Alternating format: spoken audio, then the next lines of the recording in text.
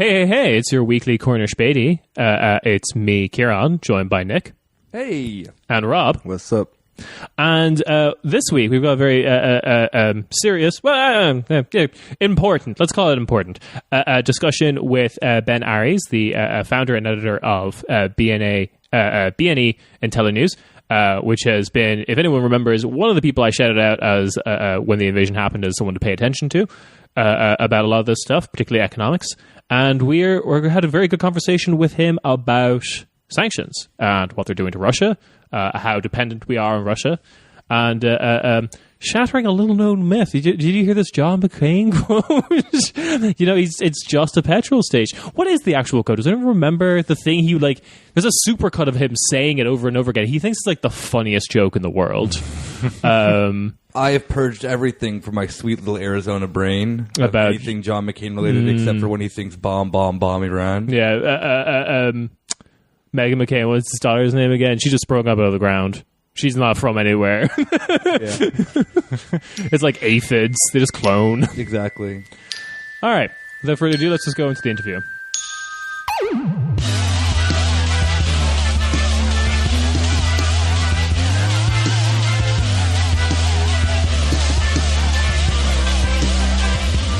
All right, we're joined now with Ben Aris of BNE Intellinews, the editor, and we're going to talk about sanctions because I think that's important. Because I try to keep up with this stuff, but to be honest, it's very difficult for me. I'm not the most literate with this kind of stuff. I can tell you who's in parliament in Estonia, but I couldn't tell you anything about sanctions. So we felt we should turn to someone I've been trusting a lot of the writing of, as well as other podcast and media appearances. I've been talking very coherently about what's happening. So, Ben, thank you very much for coming on. Hey, it's my pleasure to be here. Yeah, and happy St. Patrick's Day. Yes, that's right, of course, it is. I'm wearing my Aran sweater. I went to the Aris supply shop. I paid too much money for things I could have got for cheaper back home, but I've got some green on. I've got some green, a sort of token nod to St. Patrick. Perfect. But I also say that so that people listening at home know what date it is when we're recording, and if anything we say is out of date, they know why. I guess that my first question for you is, what are the state of the current sanctions? It's been very hard for, I think, a lot of people to keep up with. There was early announcements. People were shocked by Nord Stream 2 being announced as cancelled or pulled back on in some capacity.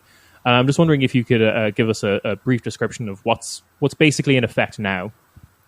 Yeah, to give a little bit of the background, my point of view is Putin's been building up to this for about 14 years, and he was fully aware that the West would sanction in the extreme because the military option was always on the table as far as he was concerned. And in fact, I think he expected it, and he expected extreme sanctions. But that being said, the sanctions that actually came down are even more extreme than the Kremlin was expecting, right? In so much as they've been caught out by a few of them.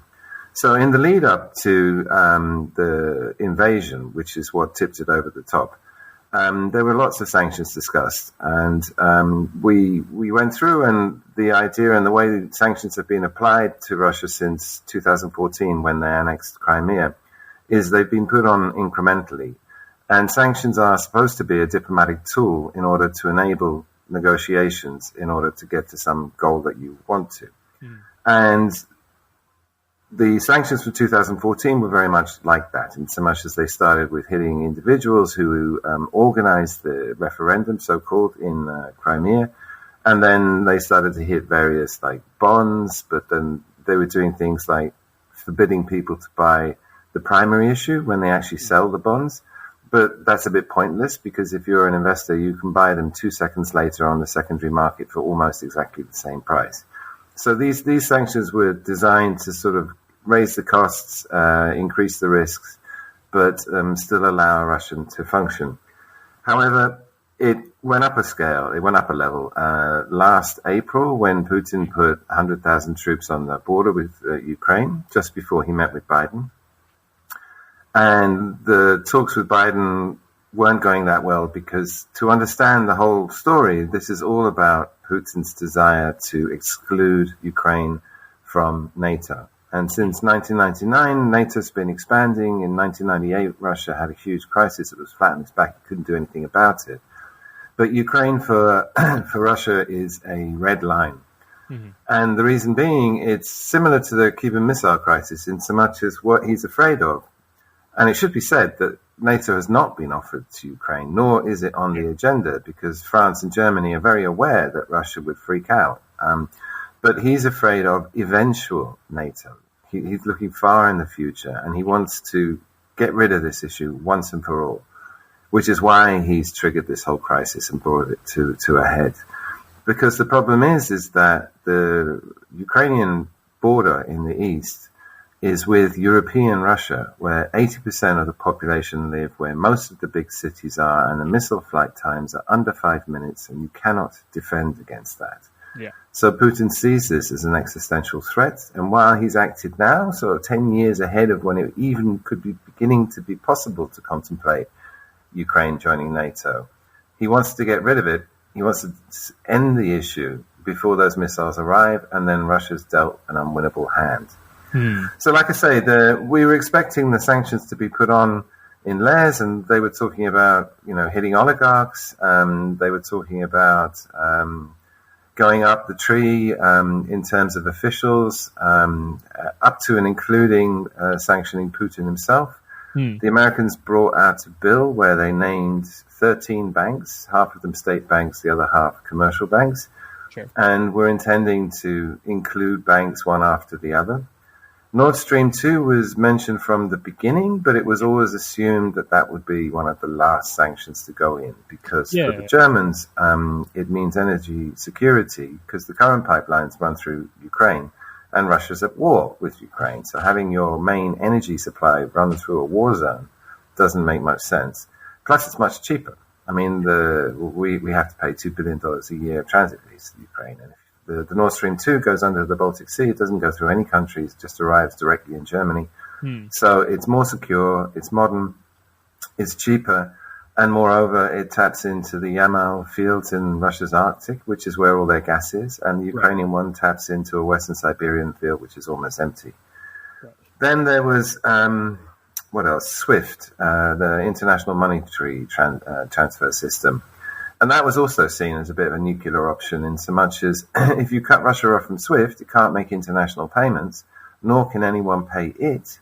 And so it makes it impossible for Germany to pay for its gas imports, because Germany still relies for a third on Russian gas imports. So we kind of discounted SWIFT, saying that won't happen because it causes an energy crisis. And then Russia invaded on February 24th. And not only did Nord Stream 2 get killed by the Germans immediately, which was a shock, but they also went for SWIFT straight away, which is also a shock. And in effect, that bans the biggest banks, the state-owned banks, Sberbank and VTB, which together hold half of all of Russia's deposits. Half the population is in those two banks. And they took them out of SWIFT and effectively made it impossible for them to use dollars. And you have to understand, the Russians, having been through many currency crises, keep most of their savings in dollars, but they've been keeping them in the banks because they want, some sort of return. Yeah. And so that caused a run on the banks. And now the central bank is being caught with its trousers down, because the banks have like $280 billion of liabilities, but only $46 billion in cash, so that they don't have enough money. But of course, if Sber can't trade in dollars, you can't keep your money there, so everyone's runs are taken out, so the banks are in trouble. But the real shocker that came totally out of left field was when the European Union seized $300 billion, half of Russia's international reserves that are held in central banks across Europe, froze those. And that was not expected. And that is a game changer, because suddenly Russia had built up this $43 billion, which was supposed to sanction-proof Russia. It was very hard to sanction it with so much money, because it could just buy its way out of any corner. And suddenly, overnight, half of that money has disappeared. And at the same time, you've got big runs on the banks. The central bank is short $200 billion of cash in order to cover those bank deposits. And then they've got bonds to pay, whatever it is, $7 or $8 billion this year, which they need cash for.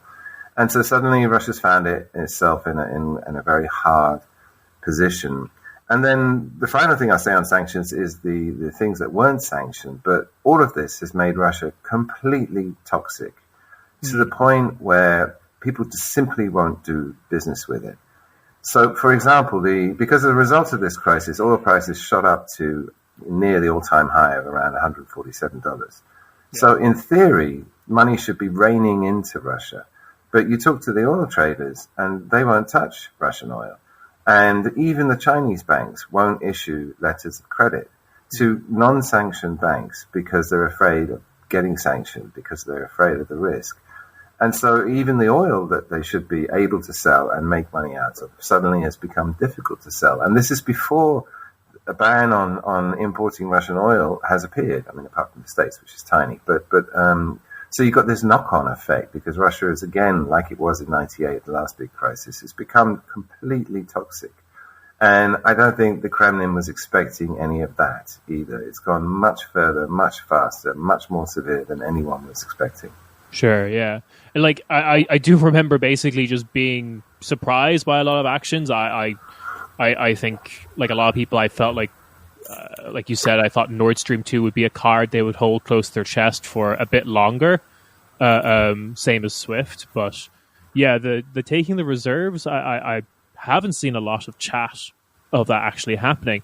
It wasn't mentioned. I mean, since 2014, the taking the CBR reserves was never mentioned. It never came up. It just completely out of the blue and incredibly effective. Yeah, I mean, I think that was one of the kind of tactical criticisms made towards mentioning like cutting Russia off from SWIFT banking, because I do remember that being talked about in like 2014 after Crimea and stuff, that like, oh, we should consider this. And like, I think I heard people say that was a tactical blunder, because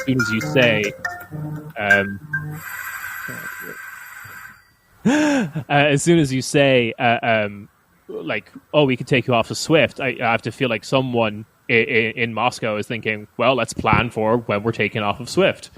So I guess, yeah. Yeah, there was the thing with, because Moscow for the last few weeks has continuously just been like, oh, we've prepared for this. Like, we have, sanction measures.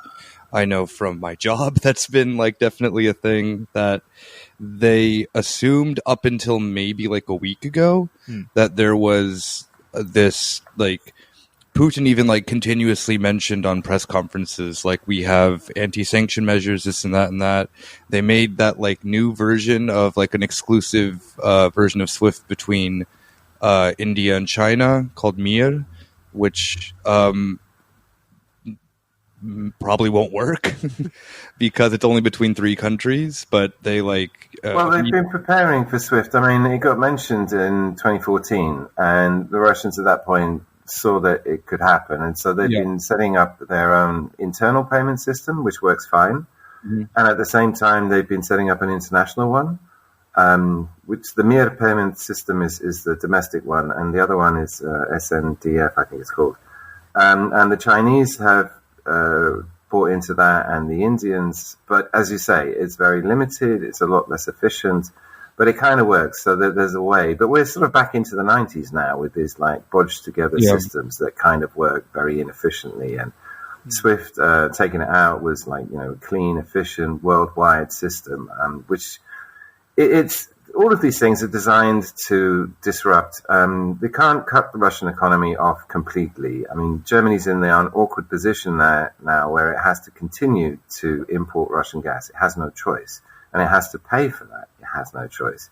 So you need something there to make it work. So there's sort of holes in these sanctions. They're not like hermetically sealing the country up. But the point is to do significant damage. So Russia's economy was supposed to grow by 2.5% this year, and we're looking at somewhere between a 8 and 20% contraction as a result of that. People's savings have been devalued away to nothing again. Inflation is already going to go. It's going to go to 20%. So whatever savings you have left are also going to be eaten away. It's a massive economic shock, and that's the stick they're wielding. It's not economic collapse. It's not like Iran where you can cut it off completely, because Russia's too deeply integrated in the global economy to cut it off completely. I have a question about these oil and gas prices, and excuse my ignorance about how exactly it all works, because as I understand it, the gas is still flowing, right? There's and it's actually at maximum levels at the moment. Running through the Ukrainian pipes, running through the war zone, they're still pumping gas to Germany at maximum levels. So how exactly does it work that we have this flow?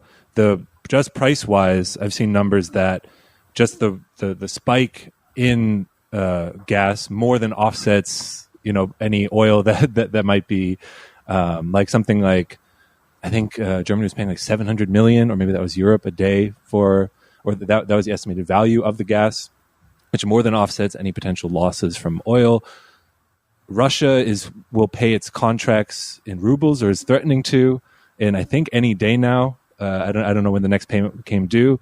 And then what you mentioned that the traders won't touch Russian gas or oil. So how is this all working? I feel like I'm missing something. Well, look, a couple of things there. I mean, the first thing you have to make a clear distinction between the oil business and the gas business. And oil business, oil is delivered by ship, and the infrastructure and the volumes and the amount of capacity ship-wise is sufficient to run the whole world. So, for example, America banned the imports of Russian oil last week, I think it was.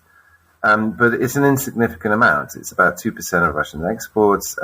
It's also a tiny share for America, and they were just trying to replace some oil that they lost from Venezuela when they sanctioned that.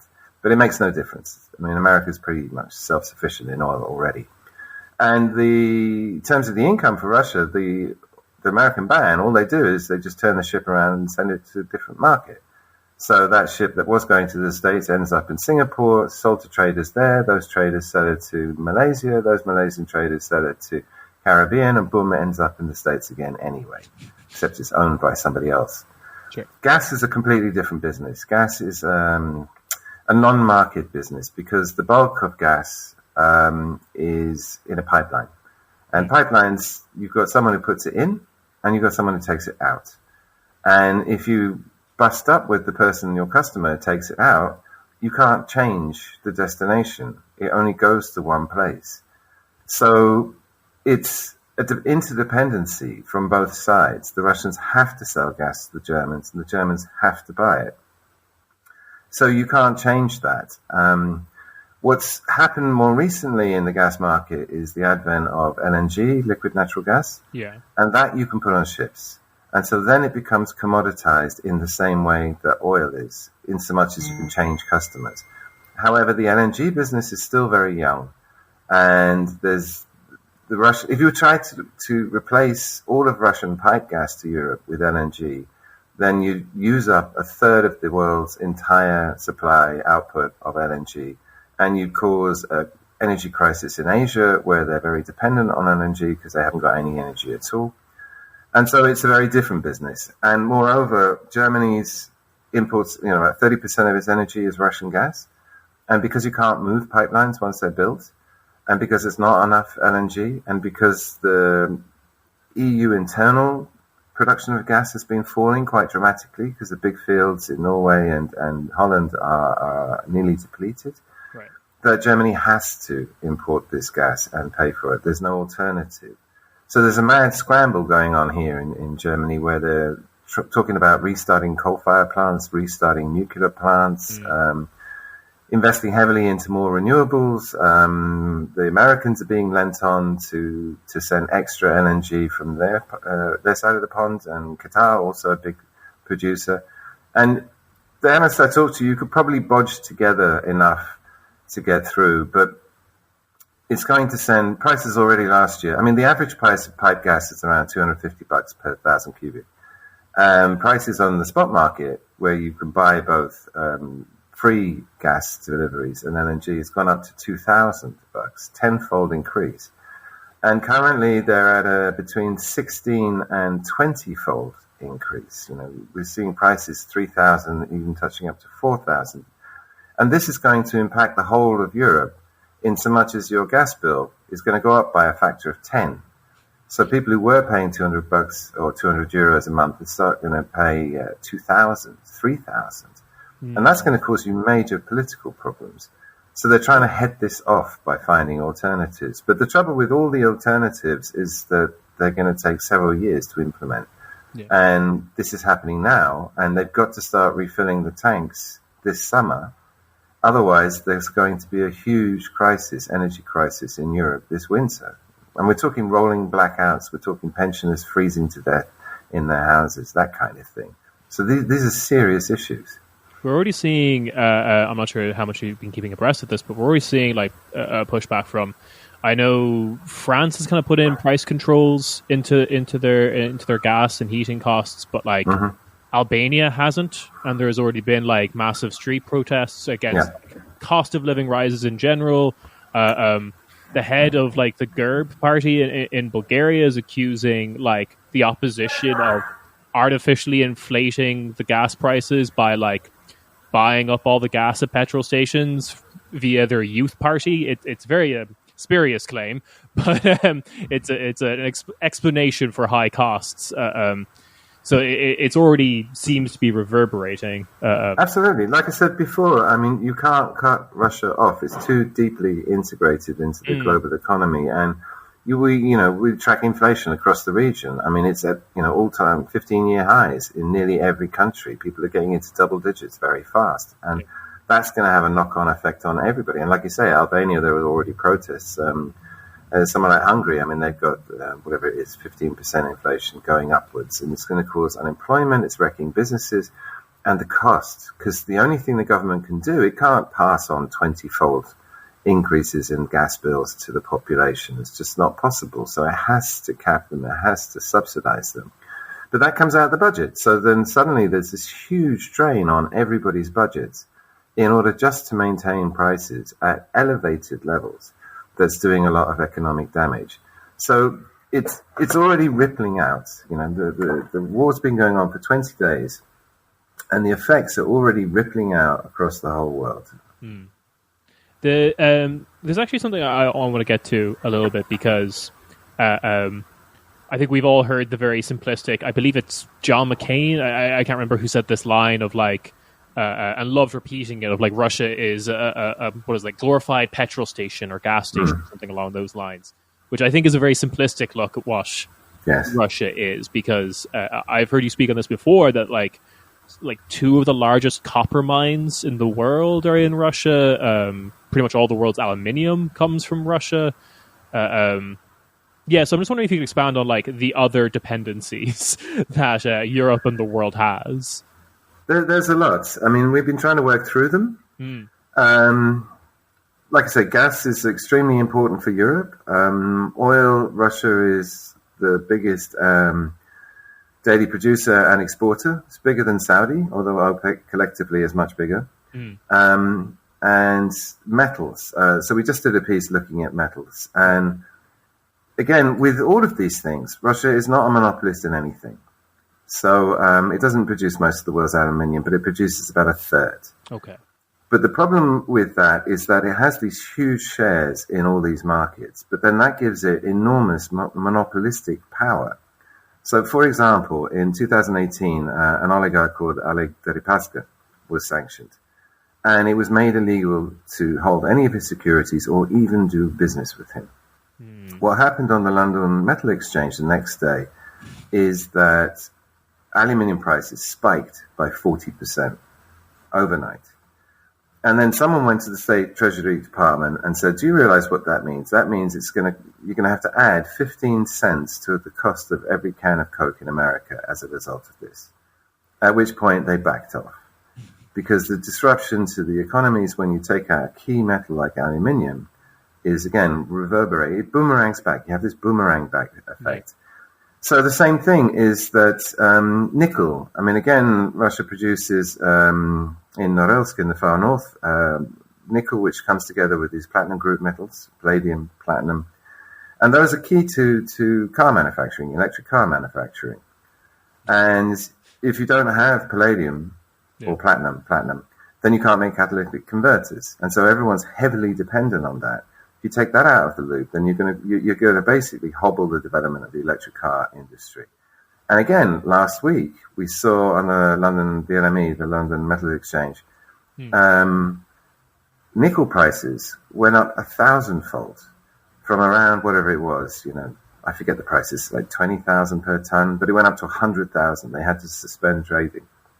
Right. And Potanin, who owns Norilsk Nickel, wasn't even sanctioned.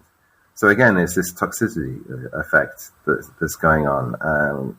Copper prices, also all-time high. Iron prices, 10-year highs. Because again, Russia is a huge producer of iron and steel in particular, and specialist steel, which the oligarchs have invested a lot in their factories. They produce this high-quality specialist steel. And the really, really damaging one is titanium. And titanium is very light and very strong. And planes contain about 15% titanium because you want light, strong metal in the wings, so you could fly more easily. Yeah. And not all the titanium, but a huge amount of titanium comes from Russia, and the Americans are, in particular, Boeing, is almost entirely dependent on Russian titanium. And they just noticeably, other people have withdrawn. Boeing has suspended operations. Yeah. But it hasn't withdrawn because they, like the Germans, they're stuck. They're completely dependent on this supply. And the prices, again, in all of these commodities are shooting up. But the last one, and probably the most important commodity of all, is grain, wheat. Yeah. And this is a relatively new thing for Russia. That over the last 10, 15 years, they've been investing heavily in agriculture, partly because they want to become self-sufficient. And everyone damns Putin for doing their reforms. Actually, this has been a spectacularly successful reform. And Russia is now the biggest grain exporter in the world. And to add to the problems that Ukraine is also up there with Russia, exports nearly the same amount. Trouble is, all the wheat fields in Ukraine are in East Ukraine, just around where the Donbass is and to the left of that. So we're expecting none or little Ukrainian grain this year. So you're taking out, and between them they account for a third of the world's supply. The Middle East is entirely or largely dependent on Russian and Ukrainian grain. So you're going to remove a sixth of the world's grain supply completely. And the Russians, the Chinese just threw open their market for grain to Russia, which is new. And so Russia's just going to switch its grain exports to China. And that's going to leave the rest of us with no grain. So you're talking about bread prices, doubling, trebling. And the inflation in bread prices or grain prices is already at the same level as it was in 2011, which sparked the Arab Spring. So I was just reading about Middle East, and the governments there are scrambling to get grain. Egypt has 4 months left and has had 2 auctions and can't buy it anymore. Yeah. And they're expecting massive inflation and social unrest and probably another, huge political problems. Mass demonstrations are going to break out down there. Because the other problem with grain is that it hits poorer countries where food makes up a much larger share of the basket. So here in Germany, we can just switch to, something else. We can eat potatoes or jackfruit or bananas instead. But in the poor countries, if you take bread away or make it super expensive, that has massive social and political repercussions. Of course. I mean, yeah, it's wild. I remember mentioning the Egypt being dependent on Russian grain, and I remember saying this to a lot of medieval historian friends, finding that very weird because Egypt was historically famous for being a massive breadbasket. Yeah, and I can't imagine Ukraine is going to do much more. I'm kind of curious. I remember stories of particularly 2014 when the first round of sanctions against Russia happened in response to Crimea and the backing of the rebels in DNR, LNR. I remember footage of these trade shows in Russia of Russian-made mozzarella and things like that, and like interviewing, like doing vox pops with people at the convention, saying, "Oh, it's just as good as the Italian stuff we used to buy," which I'm sure it is. Like, there's nothing. It's not. I was living in Moscow in 2014, and then cheese was an interesting one because it just totally disappeared, and it was symptomatic of the basic Russian problem because the ruble was relatively strong, and the cheese is high quality and relatively cheap. Yeah. And so there's no incentive for anyone to set up cheese production because you're going to make a worse product that's going to cost more than the imported French version. So it just didn't exist. And consequently, when those agro sanctions came in, cheese just disappeared from the market entirely. Right. And it took 6 to 8 months. There's a lady, famous lady who lives in Siberia, and she flew to Paris and she bought the mold and flew back to Siberia and started making Siberian camembert. and she was actually quite good. And her camembert got really famous because it tasted more or less like the French version. Okay. So it became very hard to get hold of because she just couldn't make enough because there wasn't any cheese, to be had. And the traditional Russian cheeses are pretty horrible. So, all right. So that is interesting. And I guess I'm curious about getting into the weeds of the Nord Stream 2 deal because I know that the status is that the certification is not going forward, but could in theory go forward again. The Nord Stream 2 AG is insolvent. Yeah, what happened? Look, it's been built. It's finished. It's been filled with technical gas. You could turn it on tomorrow and it would work, literally tomorrow, and it would supply. The capacity is 55. The Nord Stream 1 is 55, and currently there's 40 going through Ukraine. So you could completely replace Ukraine's supplies with Nord Stream 2. What happened, though, is the German regulator, the final step, has to sign off, has to approve it, give it a permit. And package documents, because it's got German investors and European investors in it. And at every stage it got certified and permission, and it's all legal. And what Schultz did when he killed it, the way he killed it, is he removed some documents from this package relating to, I forget exactly what, something to do with safety and security in Europe. But these documents were essential, and it cannot be approved without them. So it's a red tape thing. And also it suggests if you can remove these documents, you can put them back very easily. So he's left himself an option to restart it at any time, which could either be the underlying desire for the Germans to have this pipeline, or it could also be a negotiating tactic, or both. But in effect, without this document, while the Germans are sitting on that one, it can't go ahead. And there's been rumors that it's gone bankrupt, but I don't know, it's bankrolled by Gazprom, and Gazprom has lots of money, and as I say, it's already finished. There's not that much to spend on it, a bit of maintenance, but not a lot. So it's just sitting there. Point, right? Yeah, well, yeah, and it would make huge profits. I mean, the money that's been invested is going to be a write-off of it. It's going to be a huge white elephant sort of sitting there under the Baltic Sea, while its sister pipe next door is working at full volume. Right. And I guess there's just like one thing that I want to add before we move on, which is, or ask basically, is we've done a lot of talking of what I think you could describe as like primary industry, like agricultural, mining, these rare earths, natural gas, things taken from the ground and then sold. But I feel like that's even a very kind of simplistic image of Russia. I think even so, the unsophisticated view is that like, petrol station run by a mafia kind of view of Russia, and then you take it one step further and say, okay, they have a lot of these rare earth metals, they have, like you said, nickel and copper, but then you still have this image of Russia as not being something that provides services, manufactured products, what I think Western Europeans would kind of consider like, I don't know, high industry, which I don't believe is true. I've heard you mention Luxor before, which, if I'm getting the name right, which is a software company that is kind of like is circulating around the aviation industry as well. Yeah, I mean, all the software in your car in the States, in the planes, is written by Luxor.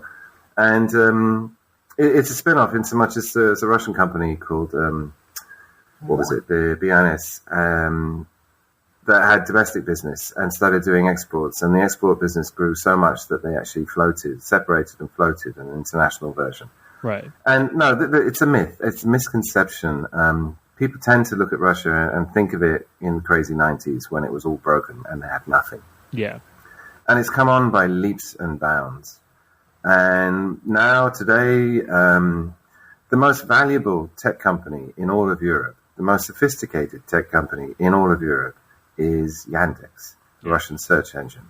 And Yandex is out-Googling Google. Yandex Maps is far superior to Google Maps. And there's in the tech space and the high-tech industry and online, the Russians are leaping ahead, innovating, and the integration of tech and retail has got to the point now where the Russians are ahead of Europeans in many ways because of the innovations. It's called the leapfrog effect. The advantage of not having legacy systems means you go straight to state-of-the-art. Yeah. And at the same time, you have this enormous pool of incredibly talented programmers and what have you. And so something like retail, where they're building it from scratch, if you're Sainsbury's or Tesco's or Spar or, Bill in Germany, Billa, then you have all this legacy technology, you have all this legacy real estate, legacy distribution fleet with people with pensions you can't sack.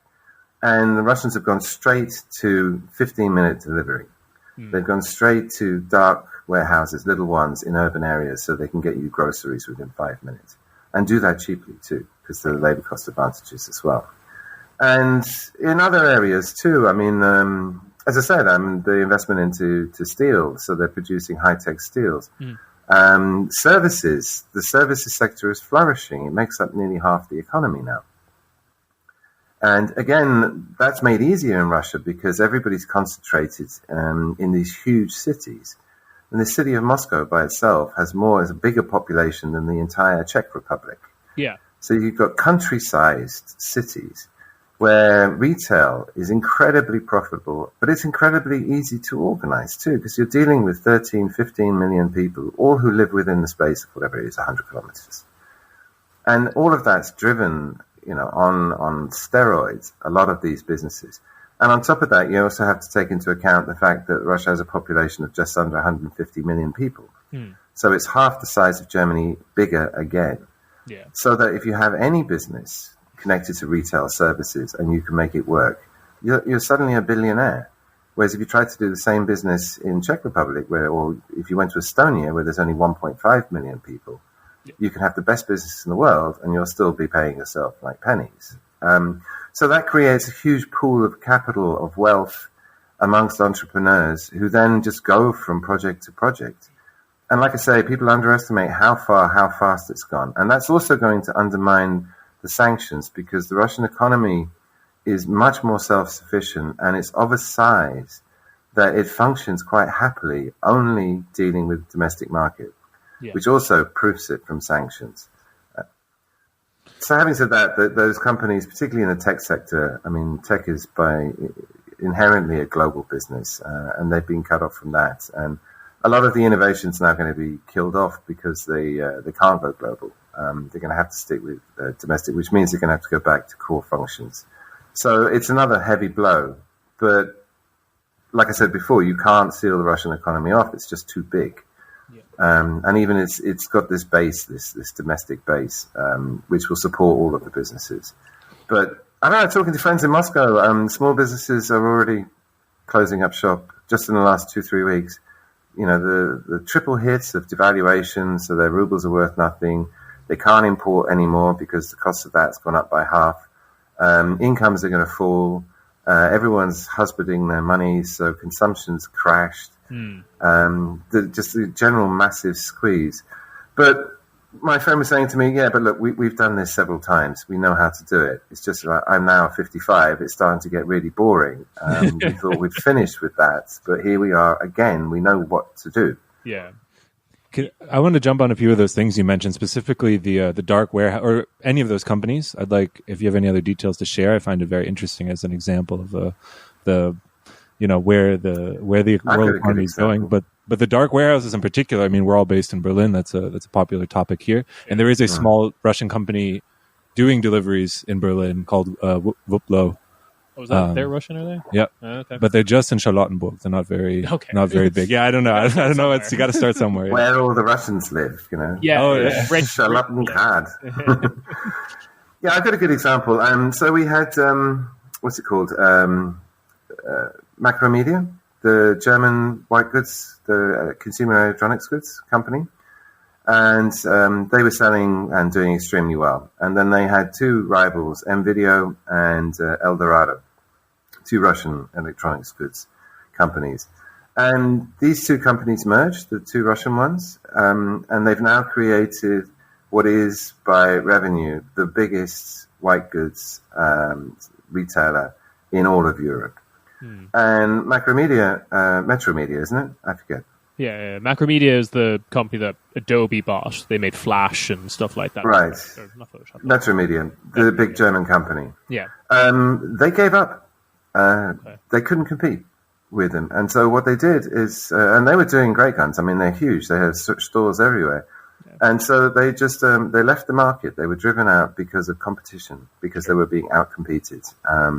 And in the end, they gave up all their stores. They swapped their assets for whatever it was, 14, 15% in the NVIDIA Eldorado merge thing. So they still have a stake. And the Eldorado and NVIDIA were just in the beginning of expanding into Europe. And we were seeing lots of Russian companies start to do that, moving into Europe, setting up in Scandinavia. They've always gone to Ukraine and places like that in what they call the near abroad very quickly. But they were starting to open in Poland, in Hungary. Wildberries, very successful e-commerce site, is already in most of Western Europe. Right. And the same with manufacturing. I was talking to IKEA, and IKEA's always been keen on Russia, and partly because Russia has so much wood, because it always had a problem sourcing wood. And they invested in, by giving soft loans and what have you to Russian companies making furniture. And now what's happened, because of the last evaluation and the fact that wages, effective real wages, have fallen to below those of China, that spurred a massive boom in light manufacturing. And that's only been driven further by all the e-commerce. Right. Because then that's opened small producers up to the entire country, where the e-commerce companies like Ozon, they take care of all the delivery. But it means you can sit in Perm or Murmansk or Magadan or in the middle of nowhere, produce whatever, a nice tea towel. And then if you sell it online through Ozon, you can sell 150 million of these things. And that's led to this boom in light manufacturing, which again was accelerating. I mean, what Putin's done is absolutely tragic. The country was really starting to come together after whatever it is, 20 years. It really was starting to work well. And he's killed it all overnight. And all those small manufacturers, they're going to go to the war. Few of them will survive, and will take 10 years to rebuild their business. Right. Yeah, this is maybe it's too cynical a viewpoint, but this is why I remember why I didn't believe the invasion was going to happen, because I remember comments being made by like people in the ECB being like, if we do more sanctions, like this is really going to fuck European businesses. So I was like, I kind of, money is God, money is king kind of thing. I was like, well, there's your answer. It's not going to happen. Kind of like too much money here, which is why it's so perplexing that it even went ahead. And it's also, we're pointing out that if we're talking about Berlin delivery services for 5 seconds, I believe the Finnish company Volt, which now does a lot of food delivery in Berlin, they got their start by going into Russia and Russia's near abroad as like these markets. There's a lot of money to be made, it seems. Yeah. I mean, all the foreign companies who deal with retail I've talked to, I talked to Leroy Merlin, French DIY firm, and the chairman was French, but pretty much everybody else in the company was Russian. Right. And I was saying, how's that work? It's just fantastic. These people are hardworking, talented. It's like the economic, the Wirtschaftswunder in Germany, post-war, post-Soviet Union. Nothing from before was relevant, and this generation and the last generation are like, it's all up to us. We have to build something new. And so they work hard and they're rewarded. And he told me that Russia is a gold mine. Yeah. The profits here are huge. The rate of growth is huge. We fund it all out of retained earnings. We don't need to borrow. We have no debt. And we just like 20, 30% growth each year is normal. And so we're just now filling out the corners, and he was doing the same thing, was looking for local manufacturers to replace the expensive stuff or less expensive stuff he had to still import from places like China. And he said, like, the outlook for the next 5 years, fantastic. We're just going to continue to do that. The economy will deepen, widen, and become more sophisticated. Yeah. So all of that's been thrown onto the back. But it's the size of the consumer market that's one of Russia's strengths. And the momentum it has means it will get through this. It will. This will be a really nasty crisis, probably the worst of the 8 that's been since 91. But as for being taken surprised by the invasion, everybody was, in so much as we could see from the beginning that, and I've been arguing for years actually, that there needs to be a new security deal because Putin's been fixated on this NATO question. Yeah. And we said from the beginning when this started in December, when the Ministry of Foreign Affairs issued its demands, including guaranteeing no NATO legal guarantees, that Putin was going to go all the way. He wasn't going to back down. And that meant that there was a possibility of violence. But what we didn't expect, when the second round of normal diplomacy collapsed at the end of February, led by Macron, I was like, right, so now it gets nasty. Now it could be guns. But I was expecting several intermediate stages, like they would put nuclear missiles into Kaliningrad, or they would bomb an airfield in Ukraine, do something nasty, but not enough to trigger the whole thing. I was of the opinion they would recognize LNR, DNR, and that would be it. Like, that would just be like one escalation before going into invasion. But well, I mean, another option, an intermediate option, would have been to recognize them as independent. Then the new independent leadership would then invite Russian troops in. Yeah. And then the Russian troops that are in there secretly could all come out of the woods. And that would be very provocative. But it probably wouldn't have triggered the whole cascade of sanctions. But to march across the eastern border and the northern border with the full army, just nobody expected that. Yeah. But yeah, it was a shock to everybody, and galvanized the EU into action for the first time, because that was clearly one of Putin's calculations, is that, you know, you can't galvanize the EU into doing anything just because of the infighting and the vested interests in Italy and Serbia are good friends of Russia, and so is Austria, and that's always kept the sanctions down. And the fact that everybody unanimously voted for it together, I think, was a miscalculation. He overdid it. And now he's just got himself trapped into this military route where he's just escalating steadily, step by step. It's getting steadily more and more violent, trying to put Zelensky into an impossible place so that he has to capitulate and secede to the demands. Yeah. And the Ukrainians are being incredibly brave, but I was just watching him talk to the Bundestag today, and he's there, he's got dark rings under his eyes, he hasn't shaved for 4 days, he looks absolutely haggard, and he actually lambasted the German lawmakers saying, you, where are you? Yeah. We're fighting for your values, and yet you've refused to come and help us. He is bitterly disappointed and angry.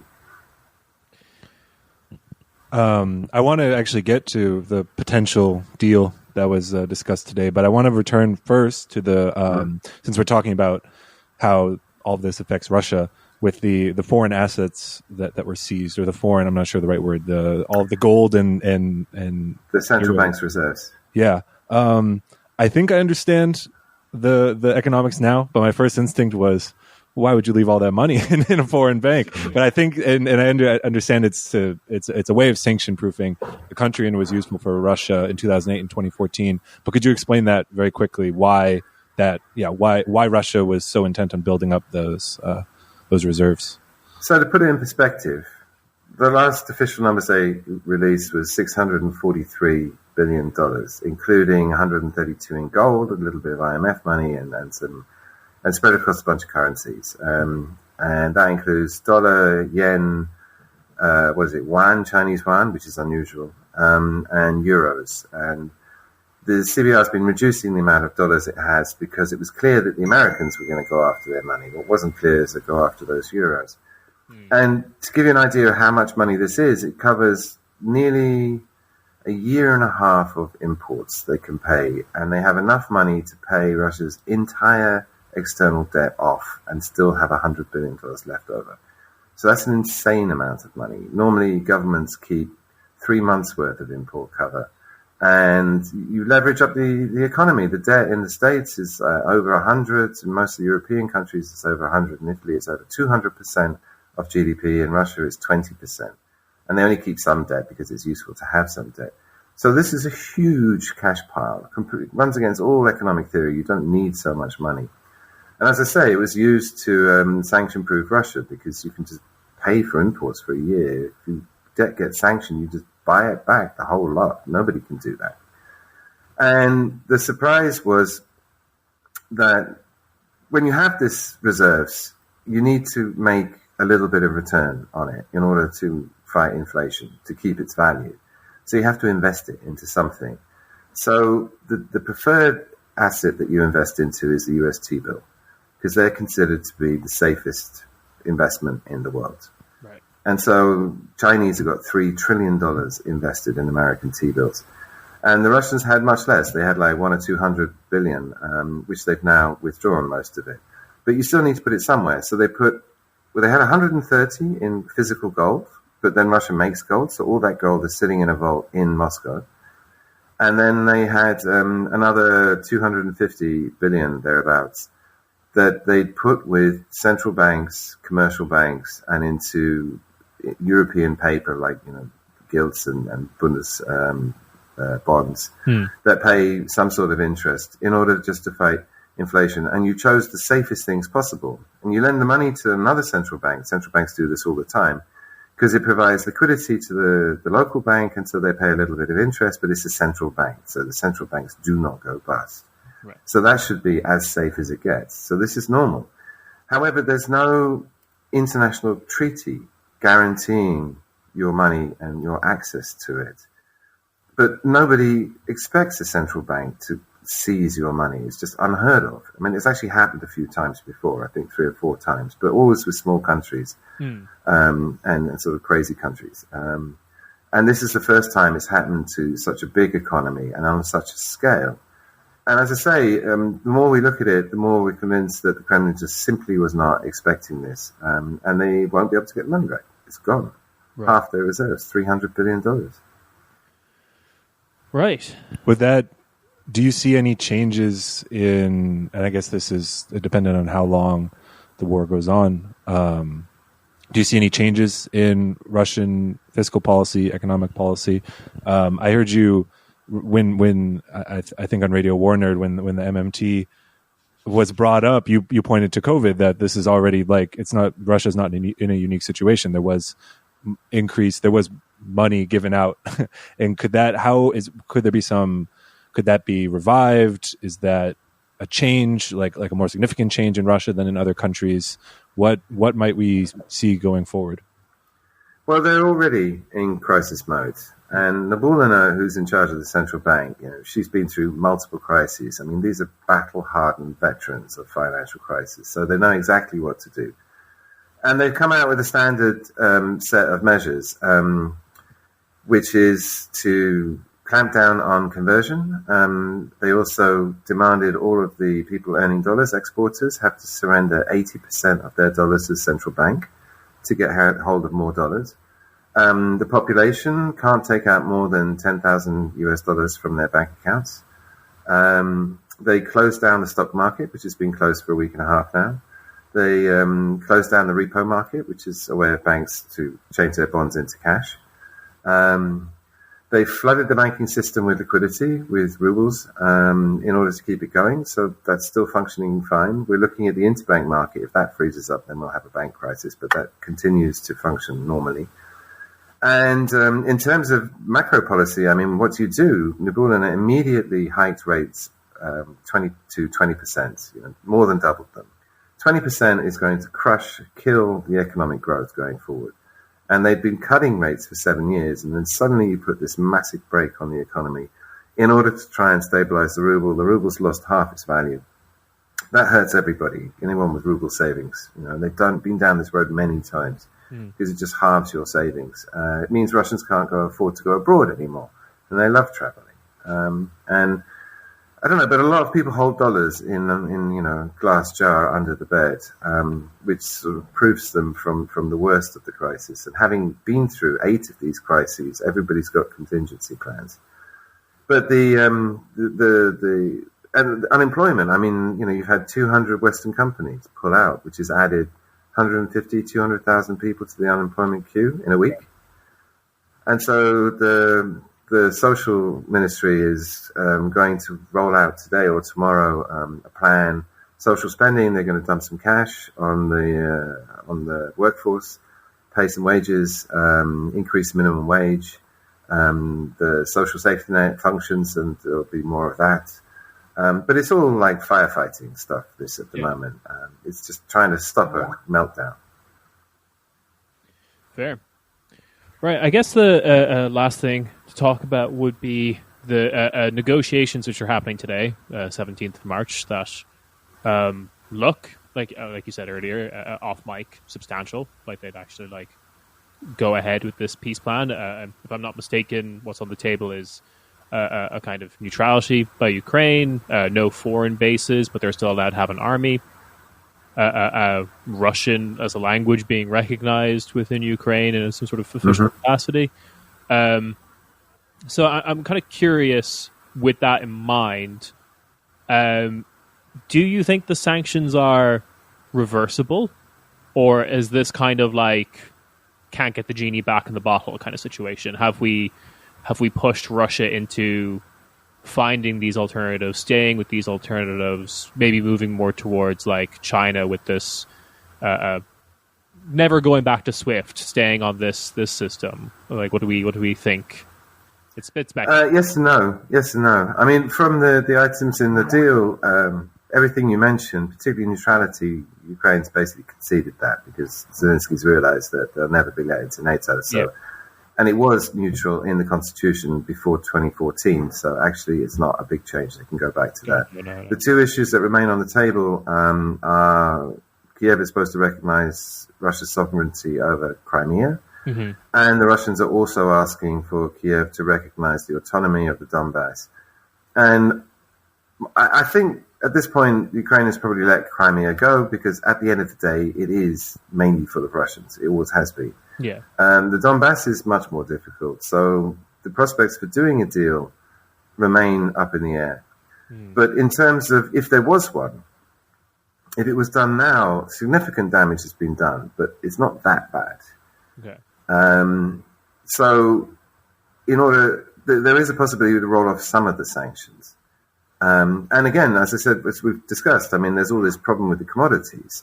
So something like easing the SWIFT sanctions, you could keep them on VTB and Späti, the 2 biggest banks, which would do significant damage. But you would ease them on a lot of the other functional banks that are doing these commodity deals, gold trading, on oil deals and what have you.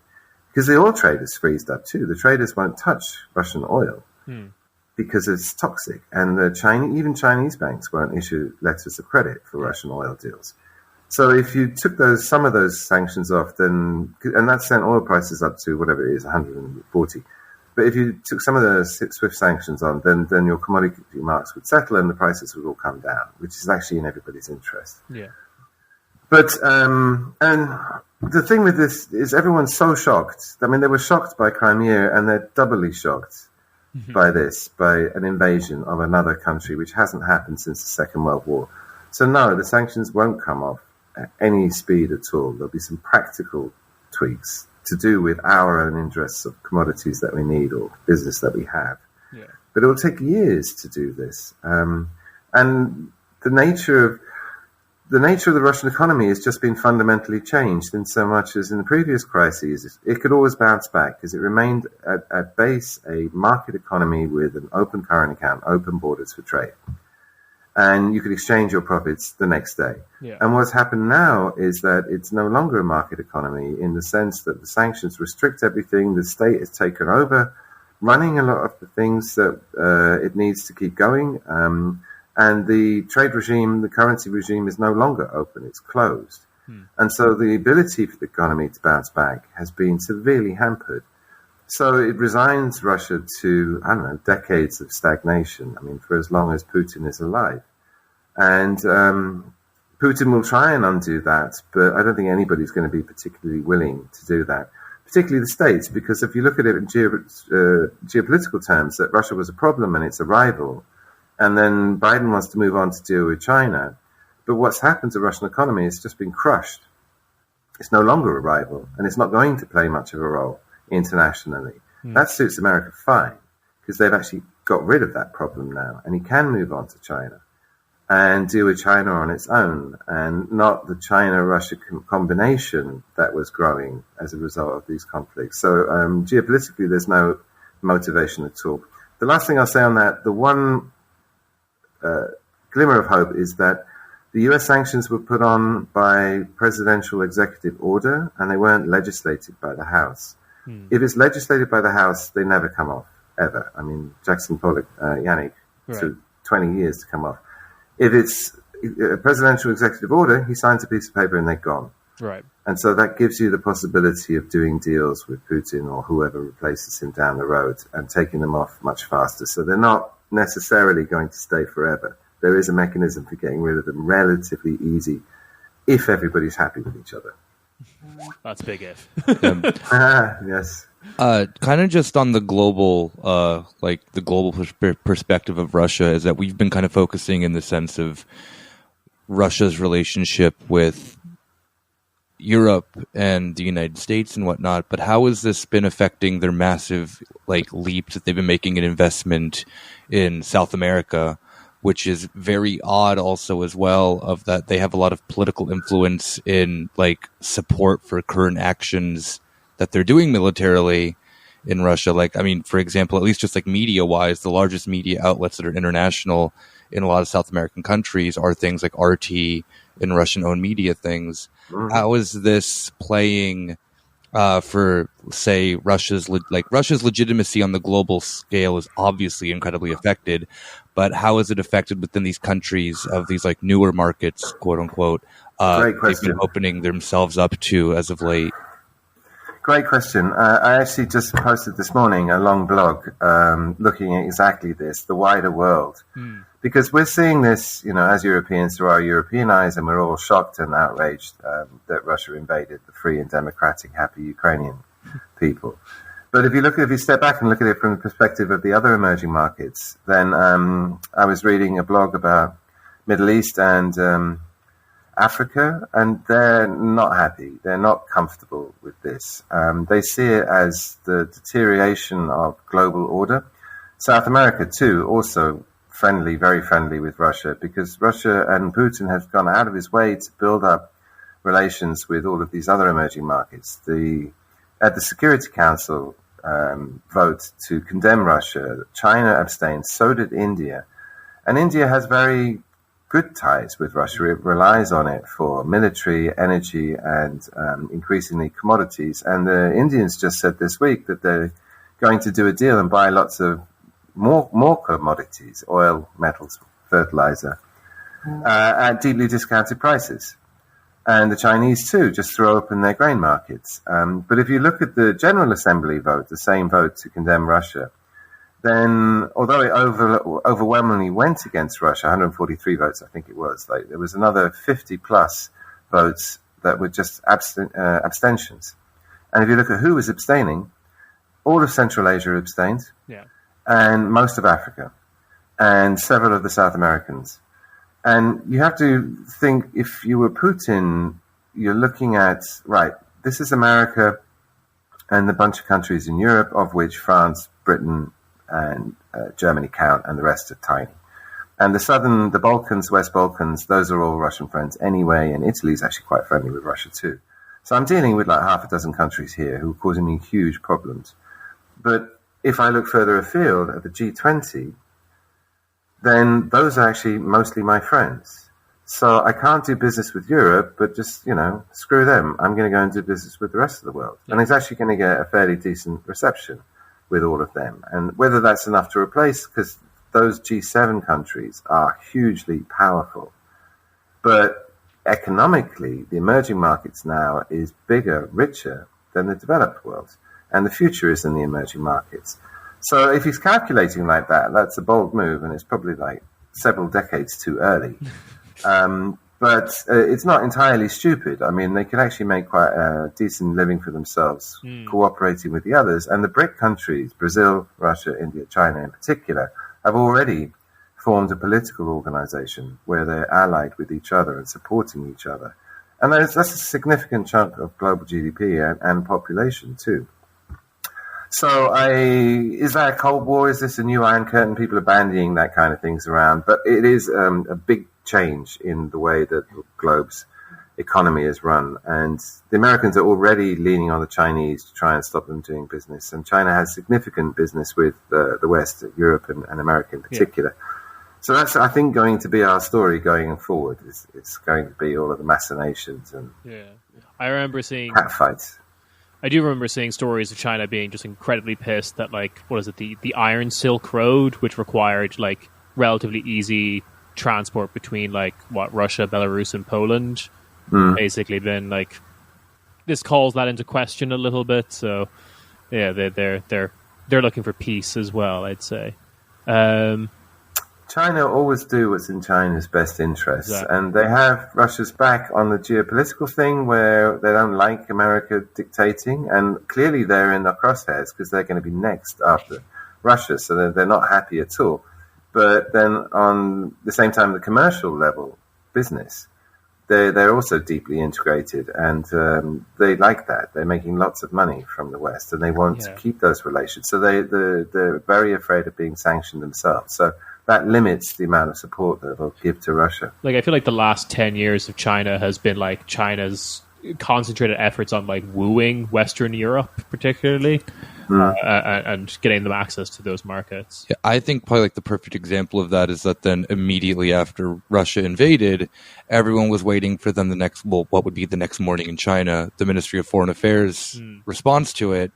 And they still have been relatively diplomatic the last 3 weeks now we're going into it, where they have really like given the perspective of like, we understand Russia's position, but we also understand the sense of, Ukrainian civilians. They don't, I mean, like, at least from the bits that I've been having to cover from the MOFA, which I love that, has been a continuous, very diplomatic approach, but yet also very much not like still giving into the like, I would argue like the pro-European, NATO rhetoric of it, but being like, China's, very much, I think, aware of where they sit entirely within this. Yeah, they're biding their time, and the abstention at the UN security meeting sort of sums it up. Like we're not going to condemn Russia, but we're not actually going to use our veto and like. I do remember the morning after the invasion.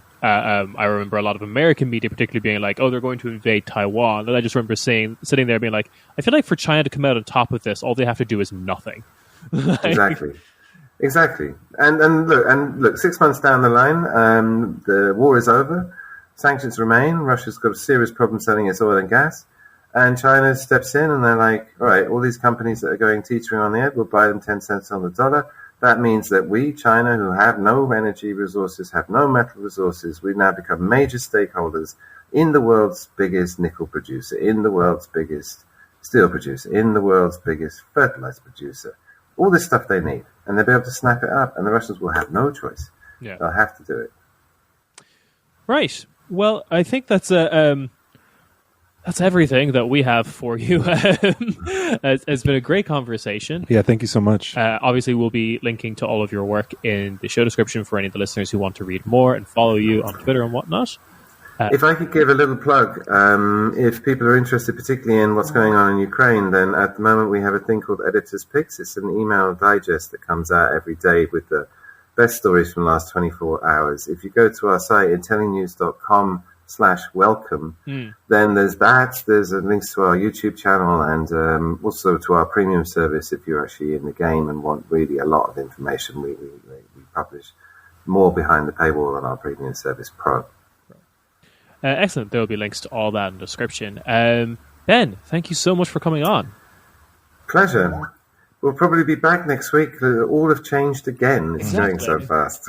This episode will come out on Monday when all of the information will be useless. All right. Thank you very much. My pleasure. Great. Thanks for inviting me. I got an outro. MOFA these nuts. We're doing the outro first, Terry?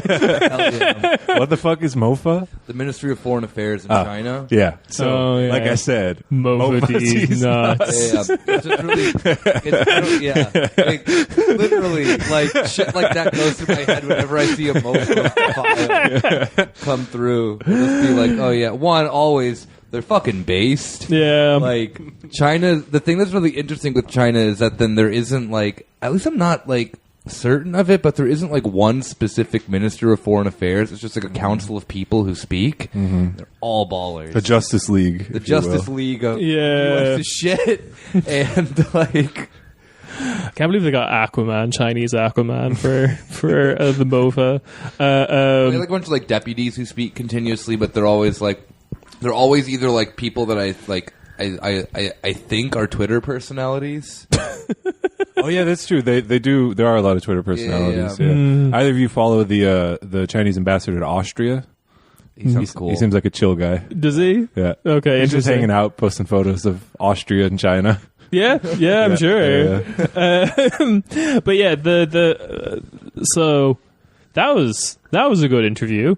Still kind of reeling from the like 20% contraction of the Russian economy being like a possibility this year. That's gonna suck. But yeah, thanks again to Ben for coming on. That was important. Sorry, now that you said MOFA these nuts, all I can think about is Jan from Hula Hula Hula's current like handle on Twitter, which is Ligma Male Grindset, which is very good. I think he's had that for a while, but it's been like at least like 4 months. It hit me today. I just saw it at the right time. I was like, nah. I finally got it now that you said it. Ligma Male Grindset. I was just always wondering what's a Ligma male. Yeah. I've actually, now that you mentioned that, I'm leaving the podcast and starting an alpha podcast. Oh, cool. Yeah. Now that Russia's canceled, I'm going to have them on. Vladimir Putin, come on my show. Say insane shit about like gender norms or whatever. I haven't had the chance to look at that new speech of his. It doesn't look great. Oh yeah, he's also like looking horrible. Yeah. He looks bad. Like shit. I know everyone was like going into this whole thing when Elon Musk threatened to him fight. He's like, he does judo, he's ex-KGB, but I'm just looking at modern Vladimir being like, No. Modern Vladimir Putin is like definitely. I still think he'd win because I feel like he's the only one of those two who's actually willing to take a life, whereas I don't think Elon Musk is willing to kill. I'm pretty sure Vladimir Putin has taken a life. Exactly. Yeah, I don't. Yeah, there's no speculation on that. But I think Elon Musk is absolutely a computer desk Eichmann. He can't look anyone in the eye. He will literally be staring at the wall, like trying to choke you out. But you see, I think just looking at the ceiling. I think 50% chance what that fight would look like is. Do you ever see like a fight in a movie? And then, like, very shortly after that, you see a fight on the street in real life. And it's just, like, two guys holding their shirt, like, each other's shirts, and just, like, trying to grapple, but they're both, like, relatively equally matched and also incredibly not battle-hardened. I feel like it would be that. No. There's guys, we gotta wrap this up. It's supposed to be like a minute. Anyway, I do in all of this and all the stupidity, I do want to see Vladimir Putin just go sicko mode on Elon Musk. Yeah, it's the ultimate let them fight. Mm-hmm. Yeah. That's what the Russian economy is going to depend on. It'll be like when Floyd Mayweather fights, the hidden Paul brother. They're going to have giant events at a casino at a Trump hotel. I can't believe there's a third Paul brother, Vladimir Paul. That's going to be the reveal. Paul. Yeah, a secret Russian. Yeah, Vladimir. Secret Russian. We made our own Logan Paul in a lab in Novosibirsk.